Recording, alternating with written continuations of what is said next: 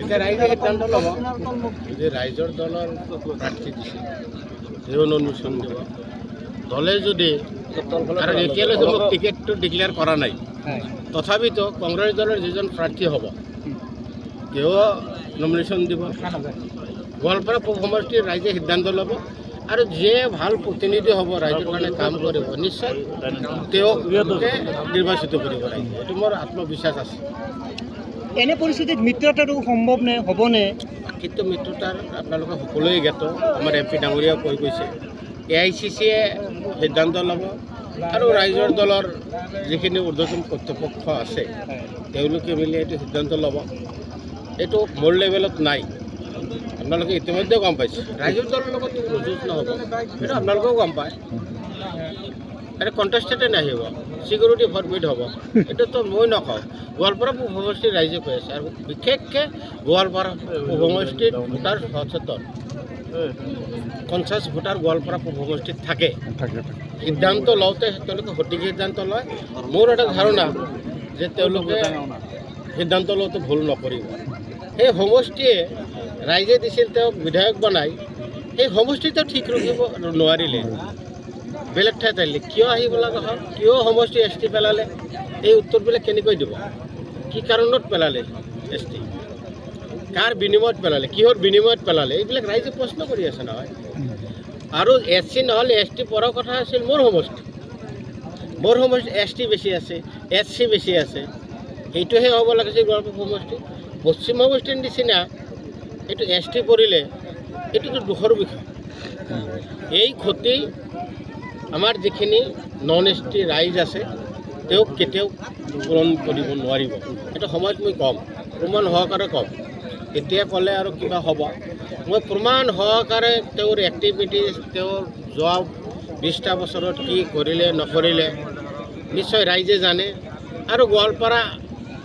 এতিয়াৰ যিটো গোৱালপাৰা নতুনটো নহয় পুৰণা গোৱালপাৰাৰ ৰাইজে আহি ক'ব তেওঁ গোৱালপাৰা পশ্চিম সমষ্টিত কি কাম কৰিছে কি কৰিছে নকৰিছে গতিকে তেওঁক লৈ আৰু মই ইমান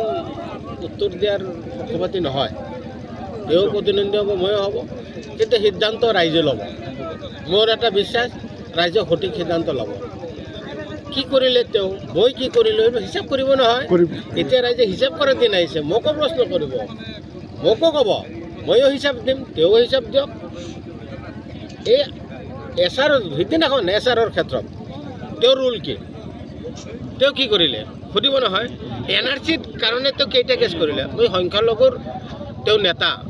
মই সংখ্যালঘুৰ নেতা এতিয়ালৈ হ'ব পৰা নাই সংখ্যালঘুৰ মই সেৱক এজন কৰ্মী তেওঁ কিন্তু নেতা হিচাপত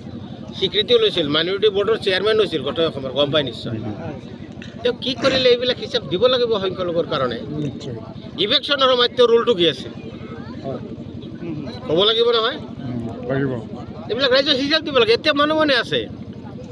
মোৰ পাৱাৰ আছে মনে মনে আছে একো নকয় এই যে যেতিয়া ইলেকশ্যন ডিক্লেয়াৰ হ'ব মোৰো পাৱাৰ যাব চবৰে পাৱাৰ যাব তেতিয়া ৰাইজ সন্মুখত থিয় দিব হিচাপ দিয়ক আমাক হিচাপ দিয়ক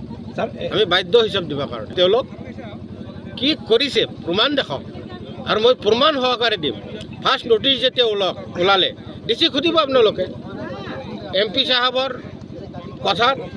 মোৰ কথাত তেওঁ নটিচ ওলাই দিয়ে মোৰ হোৱাটছআপত দিছে সুধি চাব UDFৰ হোৱাটছআপ দিছে জানো কি নটিচ যে যধে মধে যেন কমপ্লেইনটো নকৰে তাৰে নটিচ আৰু SRৰ যিটো ভুৱা কমপ্লেইন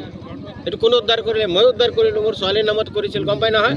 মই উদ্ধাৰ কৰিলোঁ মই DCক চিঠি লিখিলোঁ যে এওঁলোক গোটেই ভুৱা কমপ্লেইন উঠাই ল'ব